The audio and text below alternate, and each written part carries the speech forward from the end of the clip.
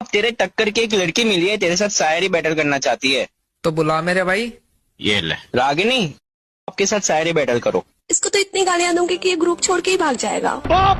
अरे ऐसा मत करो यार, मुझे गाली वाली मत देना प्लीज। देखो कितना मासूम बन रहा है, जैसे दिल का सच्चा है। जाकर दूध पी और सो जा, मेरे सामने अभी तू बच्चा है। ये क्या बोल दिया इसने?